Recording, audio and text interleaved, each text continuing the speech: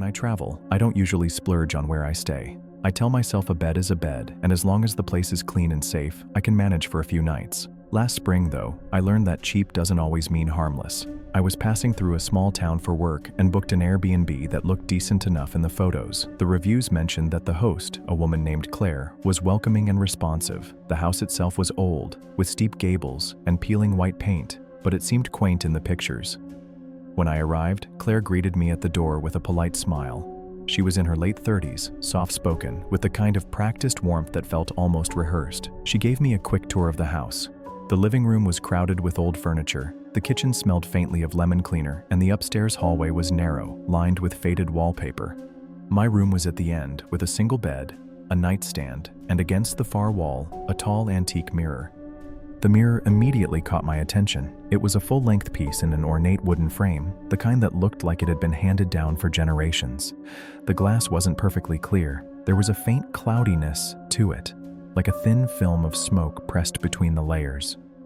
Claire noticed me looking at it and said softly, "That mirror's been in my family for a long time. Please don't try to move it. It's fragile." I nodded, though something about the way she said it made me uneasy. That first night, I lay in bed scrolling on my phone, and I noticed something odd about the reflection. The movement seemed just a little off, like when I lowered my hand, my reflection followed a fraction of a second, too late. I told myself I was imagining it, that it was just the warped glass playing tricks on me. But when I turned off the lights, the discomfort grew. The mirror stood directly across from me, angled in such a way that I couldn't avoid seeing it, even in the dim glow from my phone. It felt less like I was looking at it and more like it was looking at me. At some point after midnight, I drifted off.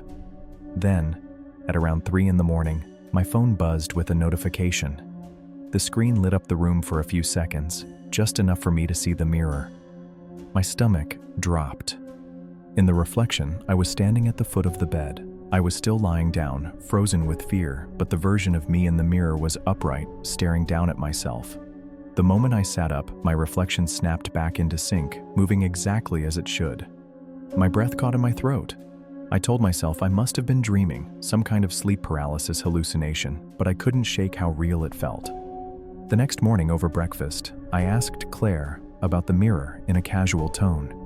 She smiled politely and said, "Oh, it makes people uncomfortable sometimes. But it's a family heirloom.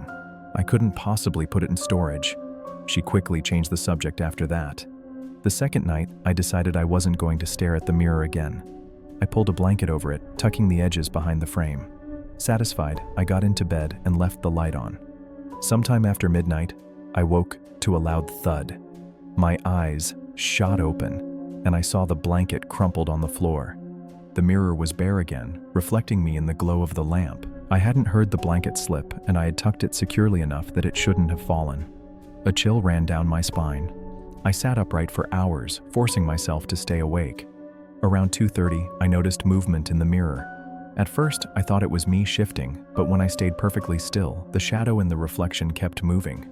Something tall and thin drifted across the background of the glass, behind where I should have been standing. My pulse hammered in my ears. I whipped my head around, scanning the room, but it was empty. When I turned back to the mirror, the shadow was gone. I slept with the lights on again, if you could call it sleep.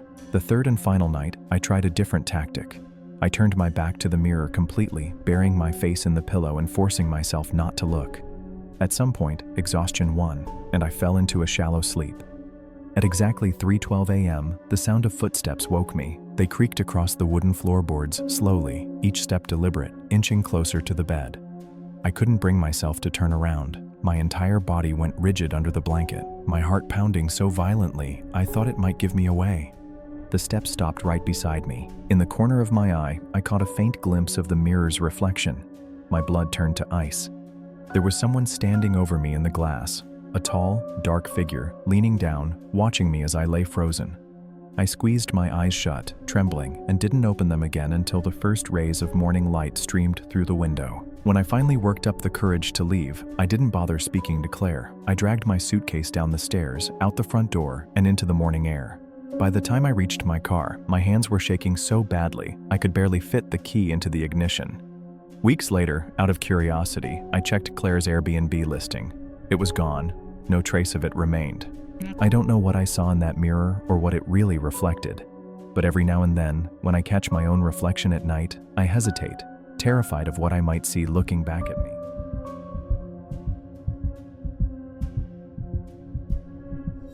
I booked an Airbnb in a small town I'd never visited. The house looked charming in the photos, a 2-story Victorian with ivy crawling up the brick walls and large bay windows. The host, a man named Henry, was polite but stiff, his smile too sharp, too precise. He handed me the keys and gave a quick tour, glancing at the second floor in a way that made me uneasy. Even the sound of the old hinges creaking as he opened doors made my stomach tighten.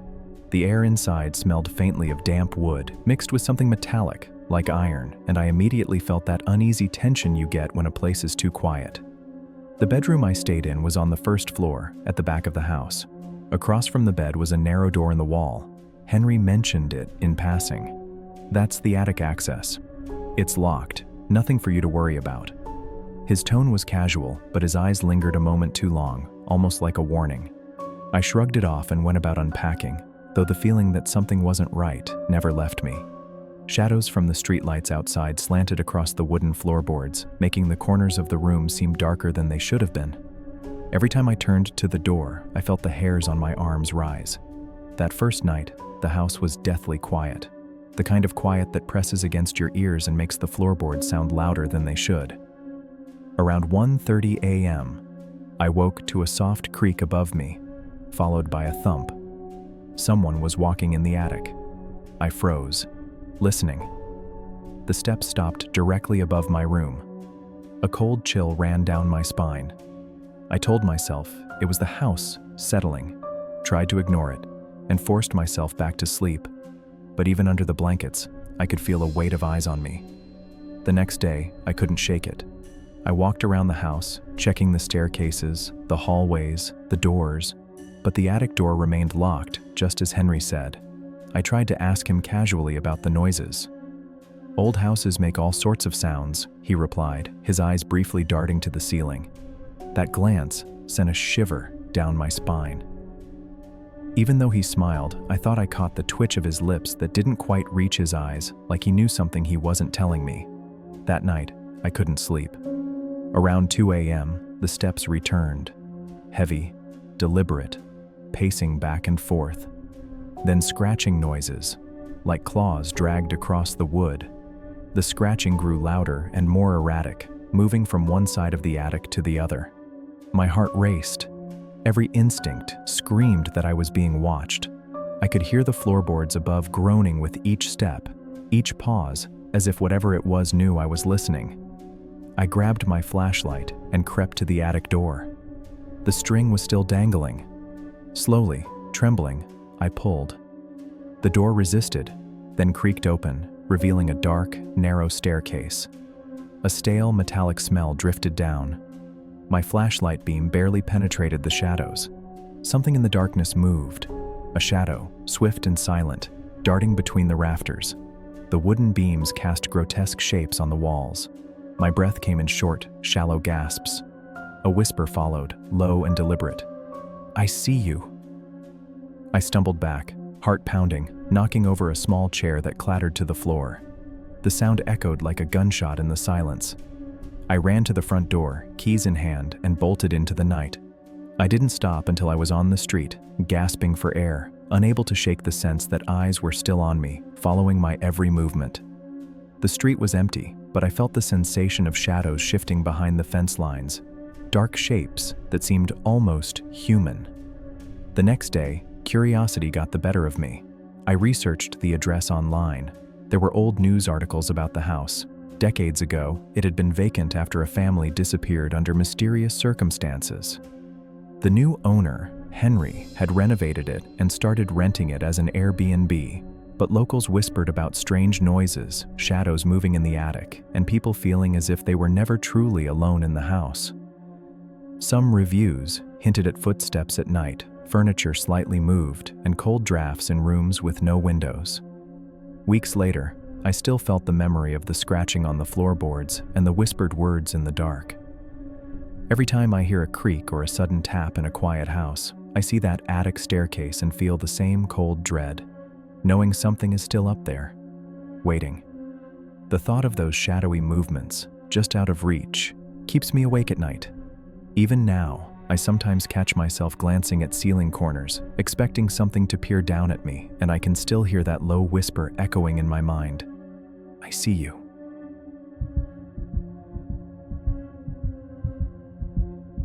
When you book an Airbnb, you expect it to feel safe. It's not like staying in a hotel where there are cameras, staff, and people constantly moving around. An Airbnb means you're in a stranger's home, sometimes completely alone, and you're trusting that they'll respect your privacy. I learned the hard way how thin that line of trust can be. I had booked a 3-night stay in a small apartment while traveling for work. The listing looked perfect. Hardwood floors, simple but modern furniture, and dozens of glowing reviews mentioning how clean and cozy it was. The host, a man named Daniel, responded to all my messages quickly and politely. From everything I saw, there was no reason to expect anything but a smooth stay. When I arrived, Daniel was already waiting outside to hand me the keys. He was in his mid-40s, tall, with a polite smile that lingered a little too long. He seemed nice enough, maybe a little awkward, and he gave me a short tour of the place. The living room, the kitchen, the small hallway leading to the bedroom. As we walked past a plain white closet door near the bedroom, he pointed at it and said in a flat voice, "That's just for storage. Please don't try to open it." It struck me as a bit odd. He was so casual about everything else, but his tone changed when he mentioned that closet. I glanced at it. The door was different from the others, older, with an old-fashioned brass knob and a small keyhole.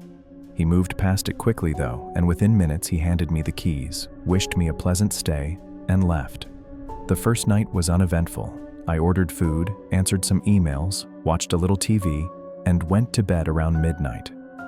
The apartment was quiet, the neighborhood calm, but around 2 in the morning, I woke up suddenly, not sure why. That's when I heard it. A faint clicking sound. It wasn't loud, more like a tiny metallic tap, followed by a pause, then another. Click, click, click.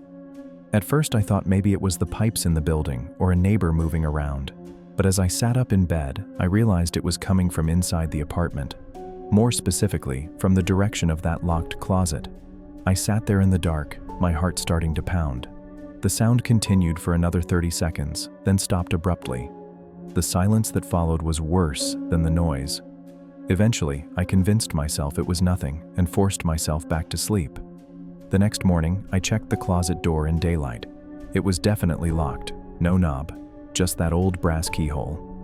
I tried lightly pulling on it, but it didn't budge. Something about it unsettled me, but I pushed it to the back of my mind and went about my day. The second night, though, the sound came back, louder this time. I was lying in bed scrolling through my phone when it started. Click, scrape, click.